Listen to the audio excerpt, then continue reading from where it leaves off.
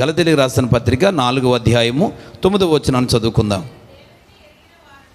ఇప్పుడు మీరు దేవునిని ఎరిగిన వారును మరి విశేషముగా దేవుని చేత ఎరగబడిన వారునై ఉన్నారు కనుక బలహీనమైనవియు నిష్ప్రయోజనమైనవైన మూల పాఠముల తట్టు మరలా తిరగనేలా మునుపటి వలె మరలా వాటికి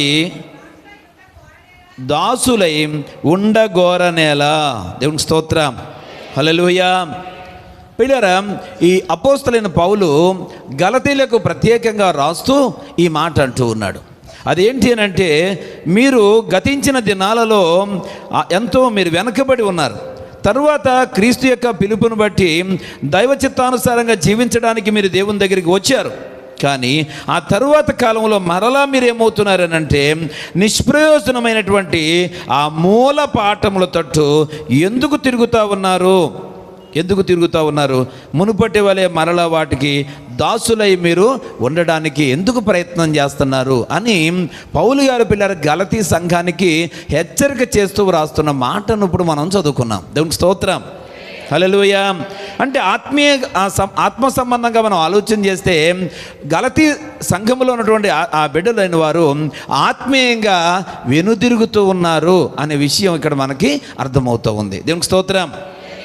ఆత్మ సంబంధంగా వెనకతట్టు చూస్తూ ఉన్నారు. పిల్లలు గలతీ సంఘంలో ఉన్నటువంటి విశ్వాసులైన వారు వెనకతట్టు చూస్తున్న సందర్భము అపోస్తలైన పౌలు గారి యొక్క మనసుకు వచ్చినప్పుడు, లేక ఆయన దృష్టికి వచ్చినప్పుడు, ఆయనకి దేవుడి యొక్క ప్రేరణ ద్వారా తెలిసినప్పుడు అతడు ఏం చేశాడు అంటే, గలతీ సంఘంలో పిల్లల 4వ అధ్యాయం 9వ వచనంలో ఒక హెచ్చరిక మనకు చేస్తూ వచ్చాడు. దేవునికి స్తోత్రం. ఇప్పుడు మీరు దేవుణ్ణి ఎరిగి ఉన్నారు, మరి విశేషంగా దేవుని చేత మీరు ఎరగబడి ఉన్నారు. దేవునికి స్తోత్రం. మీరు దేవుణ్ణి తెలుసుకున్నారు. ఇప్పుడు తర్వాత దేవుడి దృష్టిలో మీరు ఉన్నారు.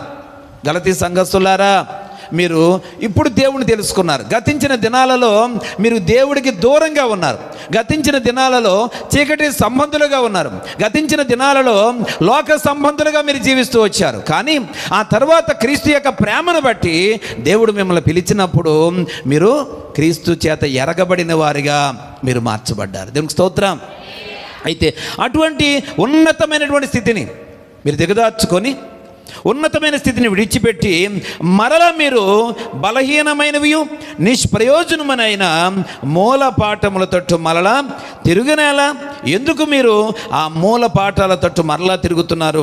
మునుపటి వలె మరలా వాటికి ఎందుకు మీరు దాసులుగా ఉండాలనుకుంటున్నారు అని చెప్పి ఇక్కడ ప్రియులార పౌలు గారు ప్రశ్నిస్తూ ఉన్నాడు. దేవునికి స్తోత్రం. నేటి దినాలలో కూడా క్రీస్తు చేత పిలువబడినటువంటి దేవుని బిడ్డలమైన మనం పిల్లలు మన జీవిత కాలంలో ఏమాత్రం కూడా వెనకకు చూడడానికి వీలు లేదు. దేవునికి స్తోత్రం, హల్లెలూయా. పిల్లలు వెనక్కి మనం చూడటం వల్ల లాభం ఉందా అని అంటే ఎట్టి పరిస్థితుల్లో కూడా లాభం లేదు. దేవుని పిల్లలైన వారు ఎంత మాత్రం కూడా ఆత్మీయ జీవితంలో వెనక్కి చూడకూడదు అనేది ఇక్కడ మనం గుర్తుపెట్టుకోవాల్సిన విషయం. దేవునికి స్తోత్రం.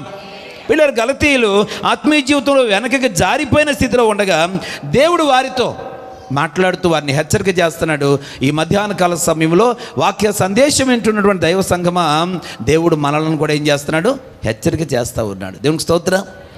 ఎందుకంటే చాలా సందర్భాలలో పిల్లరా ఆత్మీయ జీవితంలో ముందుకు సాగాల్సినటువంటి విశ్వాసులైన వారు, ఆత్మ సంబంధంగా అంతకంతకు అభివృద్ధి చెందాల్సినటువంటి విశ్వాసులైన వారు పిల్లరా ఆధ్యాత్మిక జీవితంలో ఎన్నో నూతనమైనటువంటి విషయాలను తెలుసుకొని ఆత్మీయ జీవితంలో ఎదుగుదల పొందాల్సినటువంటి విశ్వాసులు పిల్లరా నానాటికి దిగజారిపోవడం అనేది అనేక సందర్భాల్లో చూస్తూ ఉన్నాం. కొందరు శ్రమలు అంటారు, కొందరు శోధనలు అంటారు, కొందరు ఆ యొక్క అనారోగ్యాలని చెప్తారు, కొందరు రకరకాలైన సమస్యలు శోధనలు అని చెబుతూ వీటి కారణం చేత మేము దిగజారిపోతున్నామని నేటి దినాలు అనేక మంది పిల్లలు దాన్ని చూపిస్తూ దిగజారిపోతూ ఉన్నారు. దేవునికి స్తోత్రం.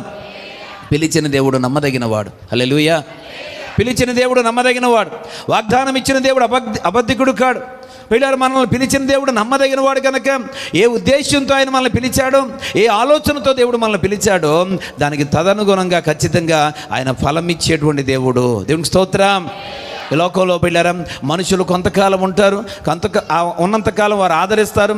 ఆదరించే కాలంలో వారి వల్ల మనం ధైర్యం పొందుతూ ఉంటాం, వారి వల్ల మనం పోషించబడుతూ ఉంటాం, వారి వల్ల మన సలహాలు సూచనలు తీసుకుంటూ ఉంటాం, వారి వల్ల మనం ఆదరించబడుతూ ఉంటాం. కానీ ఆ మనుషుడు కొంతకాలమే ఉంటాడు. ఆ తర్వాత ఆ మనుషుడు లేకపోతే ఆ మనుషుని వల్ల మనం ఎంత ప్రయోజనం పొందామో దాని అంతటిని మరలా కోల్పోతాం. కానీ దేవుడు మానవుడిలాగా అప్పుడప్పుడు లేక కొంతకాలం ఉండేవాడు కాదు, ఆయన మనుషులతో ఎల్లప్పుడూ ఉండేవాడు. హల్లెలూయా. ఈరోజు ఆత్మీయ జీవితంలో దేవునితో నడవడానికి సిద్ధంగా ఉండి దేవునితో నడుస్తున్నటువంటి ఆత్మీయ జనాంగమా, మన జీవితాంతకాలము ఎన్ని కష్టాలు, శ్రమలు, శోధనలు వచ్చినా మన దేవుడు నాతో ఉన్నాడు అనే ధైర్యంతో ముందుకు సాగాలి. హల్లెలూయా. మన ఆధ్యాత్మిక జీవితంలో దేవుడితో నమ్మకంగా సాగటం అనేది పిల్లరా మనకు చాలా ప్రాముఖ్యమైంది. అంతే తప్ప ఎట్టి పరిస్థితుల్లో కూడా ఆత్మీయ జీవితంలో వెనుదిరుగుట అనేది మనకు మంచిది కాదు, ఎంతో తీవ్రమైనటువంటి నష్టాన్ని కలిగిస్తుంది. హల్లెలూయా. ఆత్మీయ జీవితంలో నువ్వు వెనక్కి తిరిగితే చాలా రకాల నష్టాలకి దారితీస్తుంది. పిల్లరా నీ జీవితంలో తెలియని రీతిగా నువ్వు చాలా విషయాలు నష్టపోతావు, నష్టాలను పొందుకోవాల్సి వస్తుందన్న సంగతి పిల్లరా మనం గుర్తుపెట్టుకోవాలి. అయితే ఆత్మీయ జీవితంలో పిల్లరా మనము ఏ విషయాలు నష్టపోతాం, ఆత్మీయ జీవితంలో ముందుకు సాగకపోతే ఏ విషయాల్లో నష్టపోతాం, ఈ యొక్క సమయంలో పిల్లరా కొన్నింటిని నేను మీతో పంచుకోవాలని ఇష్టపడుతూ ఉన్నాను. ఎప్పుడైతే మనం ఆత్మీయ జీవితంలో వెనకబడతామో లేక వెనుదిరుగుతామో అప్పుడు పిల్లరా మనకు కలిగేటువంటి నష్టాలు ఏంటి అని అంటే మొట్టమొదటిది పిల్లరా వెనుదిరుగుట వలన మనం ధన్యకరమైన స్థితిని కోల్పోతాం. వెనుతిరుగుట వలన ధన్యకరమైన స్థితిని కోల్పోతాం. పిల్లరా చూడండి, మనం చూసినట్లయితే గలతీయులు దేవునికి ఎరగక ముందు ప్రకృతి సిద్ధంగా వాస్తవం కానటువంటి ఆరాధికులను ఆరాధిస్తూ వారికి బానిసత్వంలో జీవిస్తూ ఉండేవారు. దేవునికి స్తోత్రం. పిల్లరా వారు లోక సంబంధమైన వాటితో సహవాసం చేస్తూ అదే విశ్వాసంతో వారు కొనసాగుతూ ఉండేవారు. కానీ ఎప్పుడైతే యేసుక్రీస్తు ప్రభువుని అంగీకరించారో వారు పిల్లలు గొప్ప ధన్యులుగా ఎంచబడ్డారు. దేవునికి స్తోత్రం. 4వ అధ్యాయం గలతీయులకు రాసిన పత్రిక 4వ అధ్యాయము 15వ వచనంలో ఒక మంచి మాట రాయబడుతుంది. మీరు చెప్పుకొనిన ధన్యత ఏమైనది. దేవునికి స్తోత్రం. మీరు చెప్పుకునేటువంటి ధన్యత ఏమైనది.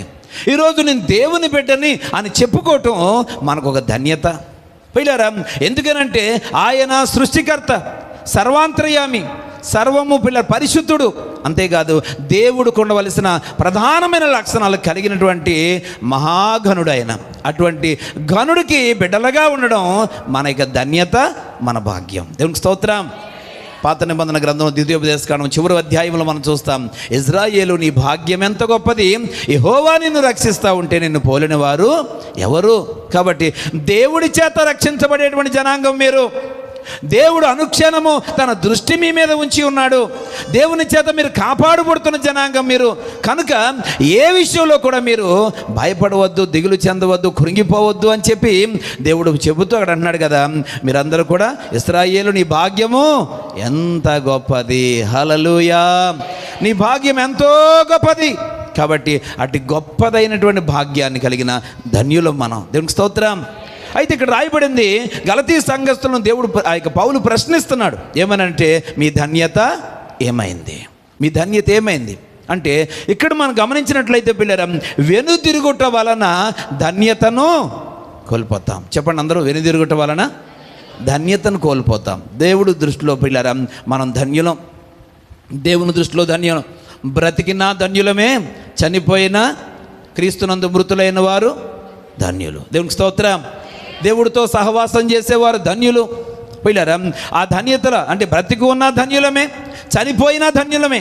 కానీ ఎప్పుడైతే ఆత్మీయ జీవితంలోంచి పిల్లరా వెనుదిరుగుతామో, వెనక వైపు చూస్తామో, దిగజారిపోతామో, మొట్టమొదటిగా మనం కోల్పోయేది కలిగే నష్టం ఏంటి అని అంటే ధన్యతను కోల్పోతాం. హల్లెలూయా. కాబట్టి ఎట్టి పరిస్థితుల్లో కూడా దేవుని దృష్టిలో మనం ధన్యులుగానే ఉండాలి తప్ప ధన్యతను కోల్పోతే మనం ఈ సమాజంలో విలువలేని వారం అయిపోతాం, దేవుని దృష్టిలో కూడా విలువలేని వారం అయిపోతాం. హల్లెలూయా. ప్రతి ఒక్కరూ కూడా ధన్యతను కోల్పోకుండా దాన్ని కాపాడుకోవాల్సిన అవసరం ఉంది కనుక ఆత్మీయ జీవితంలో వెనుదిరగడానికి వీలు లేదు.